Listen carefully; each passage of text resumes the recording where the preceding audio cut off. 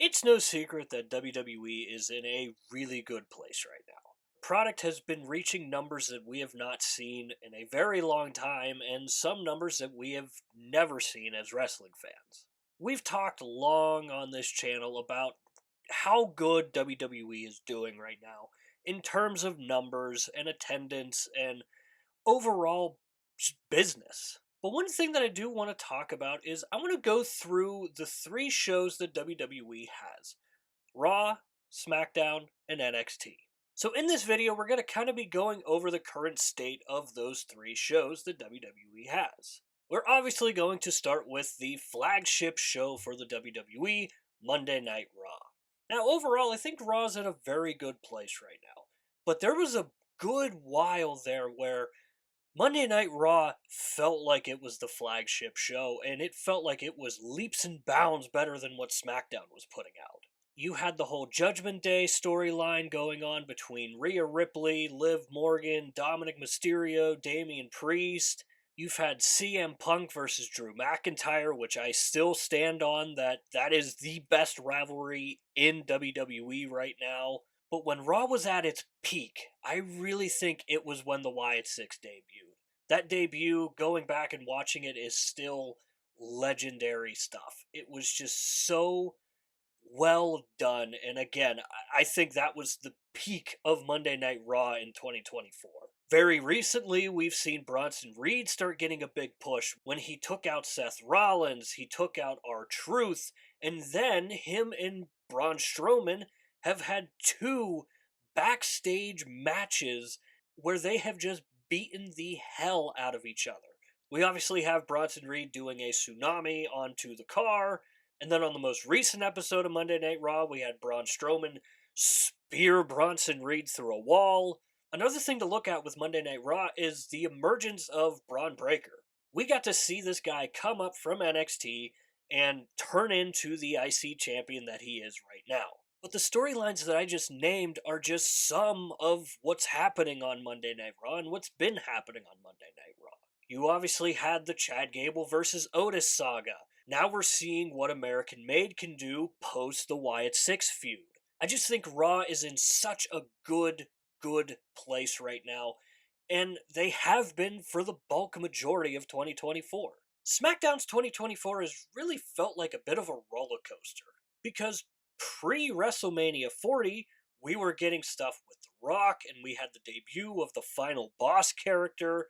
Roman Reigns and Cody Rhodes were at the forefront of SmackDown, and it was in such a good place.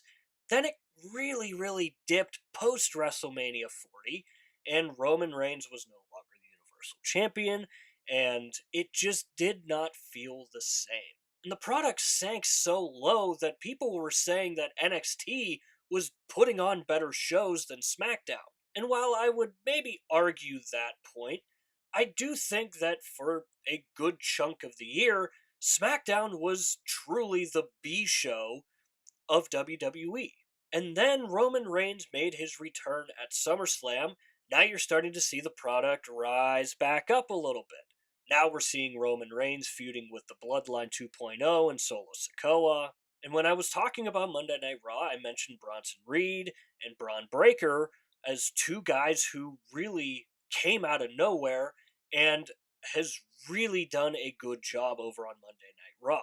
And while SmackDown didn't necessarily have that type of superstar, one really comes to mind, and that's Jacob Fatu.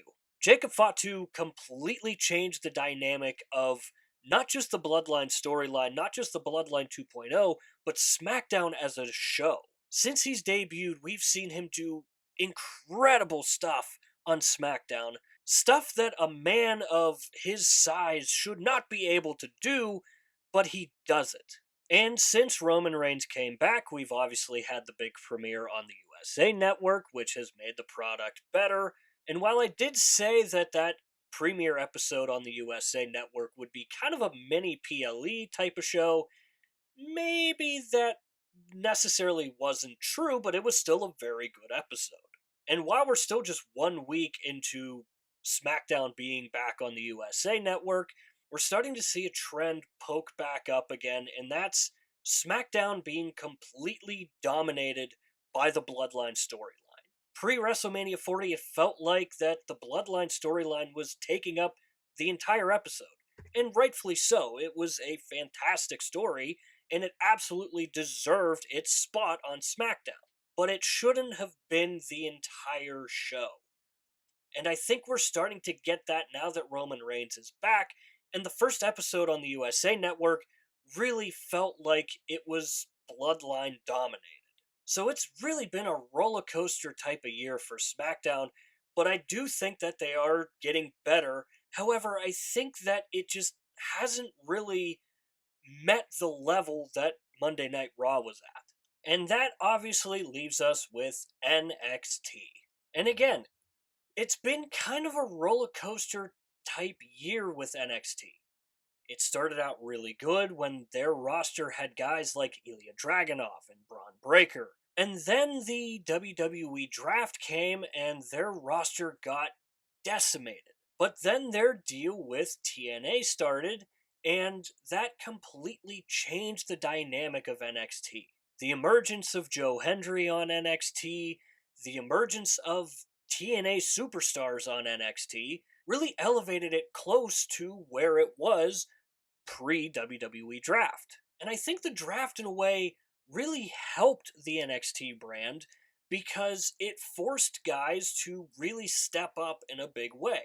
We've seen Obafemi turn into an absolute megastar and someone who is going to dominate WWE for the next several years. And there was a period where NXT was going absolutely insane with their PLEs. Some were so good that they were up there in terms of PLE of the year for WWE.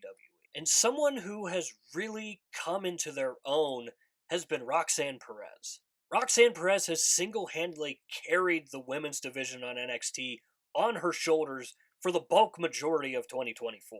And her run as NXT Women's Champion has seen her go through pretty much everybody on the NXT Women's roster. And then that led to the debut of Julia. And the debut of Julia really changed the whole dynamic of the women's roster. It took the women's division to a whole new level, and I think it's turning into the best women's division that WWE has to offer. And let's not forget that NXT also has a big debut show coming up when it debuts on the CW. And over the course of the year, we've seen Cody Rhodes drop by NXT, and with the debut episode on the CW, we're getting CM Punk, and later we're getting Randy Orton. So I think the plans are really big for NXT, and I think that they are just getting started with how good they can really be down there. So if I were to rank the three shows, I would have Raw at 1, I would have NXT at 2, and I would have SmackDown at 3. But this is where I want to hear from you guys. Let me know down below in the comments where you rank the WWE shows so far for this year, and what do you think we could see from these shows moving forward, especially with SmackDown and NXT getting new TV deals. That's going to do it for this video here. I hope you enjoyed the video. If you did enjoy it, hit the like button. If you really enjoyed it, hit the subscribe button. It will really help out the channel a lot. As always, down below in the description is our Linktree link. There you can find all of our social media pages. I highly suggest going and checking out our X page. Over on X, we do updates on every Monday Night Raw, Friday Night SmackDown, and all of the PLEs. And overall, I want that to be a place for wrestling fans to go and talk about wrestling. Especially those who are like me, and they don't have a lot of people to talk to about pro wrestling. So if that applies to you and you think you might be interested, stop by for a Monday Night Raw or a Friday Night SmackDown, join in on their conversation, and maybe it's for you. Again, that's going to do it for this video here. Stay tuned for more content coming in the future. We'll see you next time.